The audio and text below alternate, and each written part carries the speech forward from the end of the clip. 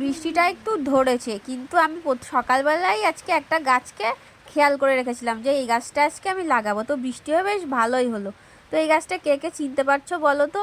অনেকেই হয়তো চিনতে পারছো, কিন্তু অনেক বেশিরভাগ লোকই চিনতে পারছো না। তো গাছটা যদি বাঁচে, গাছটায় যদি ফল দেয়, অবশ্যই তোমাদেরকে দেখাবো। তো দেখো আরামসে আমি তুলতে পারলাম গাছটা, কারণ বৃষ্টি হওয়ার কারণে মাটিটা নরম হয়ে গিয়েছে। যেহেতু আমাদের বাড়ির কাজটা একটু বন্ধ রয়েছে, তো ভিটের ওপরে চাল কুমড়ো, মিষ্টি কুমড়ো আর এই যে নতুন সদস্যকে লাগিয়ে দিয়েছি। আর ওদিকে না আপনা আপনি দুটো তরমুজ গাছও হয়েছে।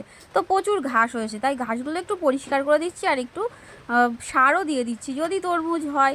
বলা যায় গাছ লাগাতে আমার ভীষণ ভালো লাগে। আমাদের ঘরটা কমপ্লিট হয়ে গেলে না আমি ছাদে ছাদ বাগান করব, যেমন ইউটিউবে সবার কাজ করে হাত টাত ধুয়ে তারপর দেখলাম প্রচুর অন্ধকার হয়ে আসছে, আবারও বৃষ্টি নামবে মনে হচ্ছে। এর মধ্যে আমাদের দুপুরের খাওয়ার টাইমও হয়ে গেছে, মা মেয়ে খেতে বসেছি, প্রায় অন্ধকারই হয়েছে, আবার লোডশেডিংও হয়ে রয়েছে।